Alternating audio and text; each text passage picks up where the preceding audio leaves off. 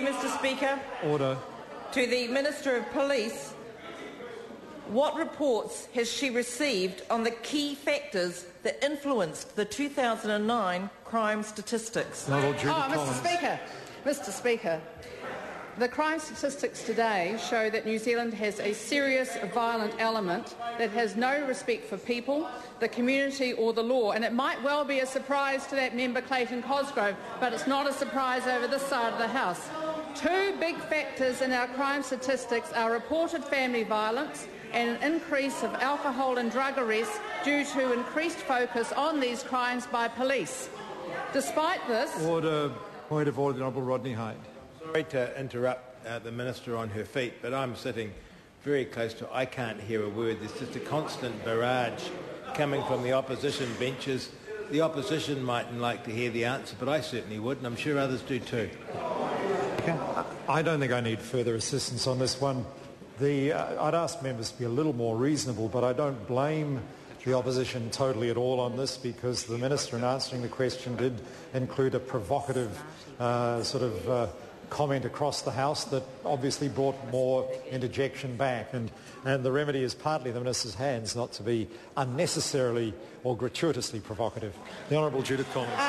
Well, Mr. Speaker, let me continue. Order. Despite this and despite the... Order. Point of order, the Honourable Peter Dunn. Mr. Speaker, you had barely called the Minister to answer the question when the barrage of noise began again, and I'm sitting marginally closer to her than Mr. Hyde, and I couldn't hear a word of what was being said. I thank the honourable member, and on this occasion the Minister had barely opened her mouth, so the opposition front benches had no excuse that she'd been provocative, and there was an immediate barrage. I now do ask seriously members to show a little more respect for the House. The Honourable Judith Collins. Thank you, Mr. Speaker. I'll continue. Despite this, police have achieved an outstanding result in solving 47.8% of all reported crime, the highest level since electronic records began in 1978.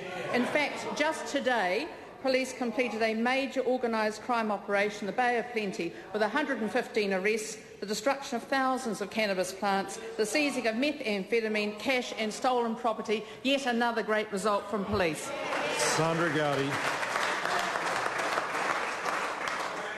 Thank you, Mr. Speaker. To the Minister of Police, what other steps has this government taken to address the issues raised by the crime statistics?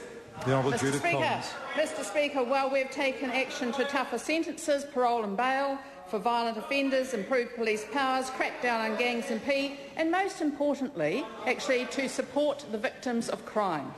We have given police new tools to go after criminals, including 720 new tasers and a new power to DNA test offenders arrested for imprisonable offences.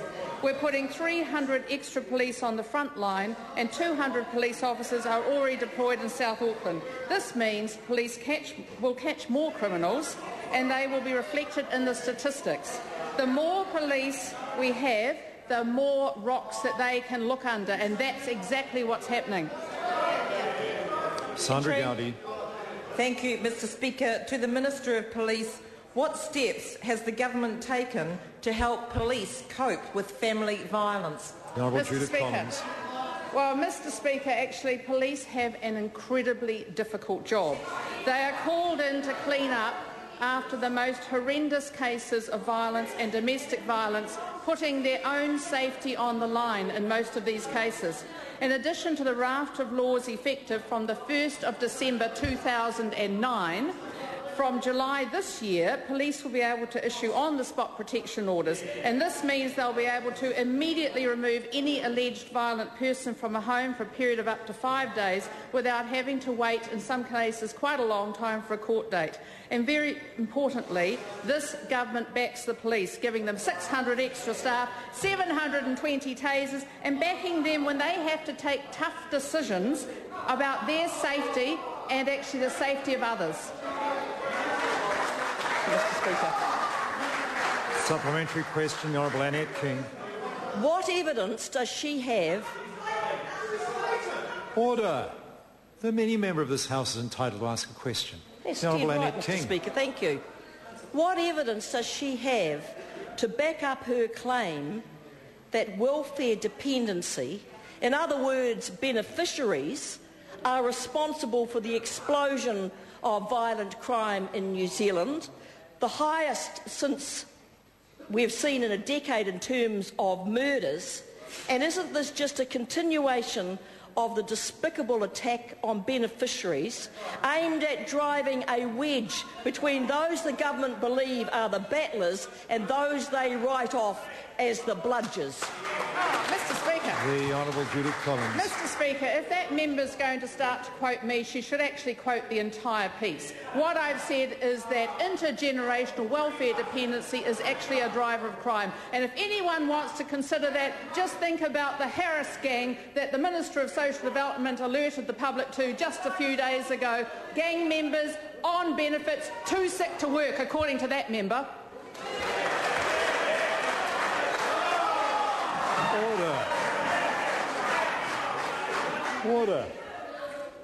Order. As I said a moment ago, any member of this House has a right to ask a supplementary question. The Honourable Clayton Cosgrove. To the Minister of Police. So, is it correct, is the Minister saying that when statistics show more crime under Labor, this means more crime, but when the statistics show there's more crime under National, this Minister's doing a good job? The Honourable Judith Collins. Well, Mr. Speaker, what I can say to that member is that not once, as the Minister of Police, will I ever blame the sun and the moon as Annette King did. Not once. Question of Point of order. order. Point of order, Mr. Speaker. I was going to, if the member's given way to the Honourable Mr. Annette. Speaker, I take exception to that comment. A retraction to those comments was put in the New Zealand Herald. I asked the member to resume his seat for a moment. And I say to the national benches on this occasion, the government benches, a point of order is being heard and it will be heard in silence, although I do point out to the honourable member that if she wishes to make a personal explanation, she should seek leave to do that. Speaker, I seek leave to make a personal explanation. Leave is sought to make a personal explanation. Is there any objection? There is none. Mr. Speaker, it was reported in 2007 that I had said that the moon and the weather were responsible for a rise in crime. In fact, it was misreported. It was actually said by me reporting that something that was said to me, not something that I said.